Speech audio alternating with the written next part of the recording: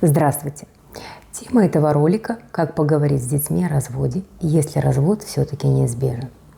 Конечно же, нужно пытаться сохранить семью, при этом понимая, что, к сожалению, не все зависит только от нас. И если, несмотря на все усилия, дело все-таки дошло до развода, то очень важно быть последовательным и максимально искренним. Искренним, насколько это позволяет ситуация. Потому что мы, как взрослые люди, должны понимать, что правдой можно не только ранить, правдой можно убить. Именно поэтому есть определенные правила, как лучше сказать детям о разводе. Итак, первое. Если есть возможность, то было бы идеально, чтобы родители сообщили вместе. Но идеально, наверное, зачастую невозможно. Здесь главное, чтобы у детей не было противоречивой информации. Второе. Если развод все-таки неизбежен, то у ребенка должна быть возможность общения как с папой, так и с мамой. Он должен иметь возможность любить каждого и при этом не чувствовать себя предателем. Это опять как должно быть, да, но зачастую случается так, что дети остаются с мамой. Мама может настроить против папы. И есть очень тяжелые случаи, когда мужчина вообще, можно сказать, бессильный в таких случаях. Кто-то решает вот все эти вопросы в судебном порядке, и надо сказать, что они добиваются возможности видеться, общаться с детьми, да, но тем не менее жизнь показывает, что результаты еще хуже. Как правило, дети закрываются в себе и вообще тогда не хотят общаться ни с мамой, ни с папой. Как вариант решения такой ситуации может быть налаживание контакта напрямую с ребенком вместо судебных разборок с женой. И если у ребенка есть телефон, то можно вообще общаться напрямую. Если ребенок еще слишком маленький, то хорошо работает, когда мужчина берет временную паузу на общение с ребенком.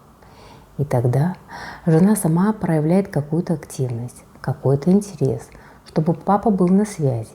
И тем самым иметь хоть какую-то информацию о личной жизни бывшего или раскачивать на негатив, что бывает чаще. Третье. Что касается причин, то здесь не нужно вдаваться в подробности. Тем более, если были измены или пропали чувства. Это сугубо личные отношения родителей. О причинах нужно говорить с учетом возраста детей. И лучше всего сказать, что вот мы часто ругаемся, да, нам сложно жить вместе, но мы вас любим. И всегда будем любить, ведь мы всегда ваши родители. Для детей очень важно понимать, что у них остается и мама, и папа. И они его любят, и будут любить всегда, несмотря ни на что. Но если озвучивается причина, что мама больше не любит папу, и особенно если была измена, да, вот когда хочется справедливости и поддержки. Но вся беда в том, что ребенок не может эту информацию психологически переварить. Он из всей этой истории сделает какие-то свои выводы. И эти выводы не о том, что мама плохо поступила с папой, а то, что мама его тоже может разлюбить. Это огромное потрясение. Это вызывает сильнейший страх. Страх того, что тебя могут ни за что, просто так взять и разлюбить. И вот такие рода страхи делают невозможным доверительные отношения. Ведь страх, как мы знаем, блокирует любовь. Кроме того, если ребенок был вовлечен в любовные разборки родителей, то он как бы уже в детстве пережил измену и предательство. А вы знаете, с предательством не каждый взрослый может справиться, да, простить измену, да, а дети, можно сказать, обречены. Поэтому нам очень важно быть максимально бережным к своим же родным детям. Головой это все понимают. Но поскольку развод все-таки задевает за живое, да и люди как оголенные провода, понятное дело, иногда заносит, слишком сильно заносит. И в этом состоянии можно много чего натворить. И тогда давайте обозначим, чего не стоит делать. Первое. Говорить детям об изменах. Второе. Не обсуждать финансовые вопросы, раздел имущества, алименты. Третье. Не использовать детей в качестве шпионов или связных. Дети получают за это определенно плюшки, подарочки, поблажки. А между тем используют своих родителей и становятся манипулятором. Спрашивается, оно вам надо в будущем? Четвертое.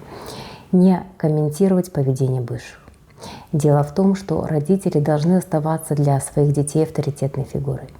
Комментарии и оценки по поводу поведения бывших, даже если они по делу, они все равно подрывают собственный авторитет. Ребенок вырастет и сам все поймет. Он сделает правильный вывод. Жизнь показывает, что дети со временем занимают позицию брошенного родителя. Пятое. Не стоит изображать дружную семью. Тем не менее, хочется, чтобы дети в этой всей ситуации не так сильно страдали. Ну и обычно что делают? Очень часто организуется какой-то совместный досуг. Можно сходить в кино, в кафе, или кто-то даже может съездить на море. Это все хорошо. Но когда семья на грани развода, то это имеет обратный эффект. У ребенка появляется надежда, ложная надежда, что не все так плохо. А потом вдруг развод. Развод родителей как гром среди ясного неба. Конечно же, это сильнейшее потрясение. Ребенок к этому не готов. Он растерян. И вот это чувство растерянности приводит к разрушению адекватности и логичности мира. Кстати, точно так же происходит и при расставании. И, возможно, кто-то с этим столкнулся на собственном опыте, когда с женой вроде бы начали спокойно общаться, и вы даже душевно поговорили часика так 4, и, как вам показалось, даже договорились, а потом она вдруг ушла, молча, без объяснений, и даже заблокировала. И человек потихоньку сходит с ума. Он не может понять причину. Вот в психологии это называется потеря адекватности и логичности мира. Тяжелейшее потрясение. Конечно, надежда должна быть, но вот эта ложная надежда еще больше травмирует. И если вы хотите, чтобы дети не страдали, то уж постарайтесь как-нибудь сохранить семью. Если дело все-таки дошло до развода, то очень важно быть последовательным. Общая рекомендация остается неизменной. Не спешить, ломать не строить, да? И очень часто все, что нужно, это просто время. На этом все. С вами была семейный психолог-примиритель Светлана Белькевич.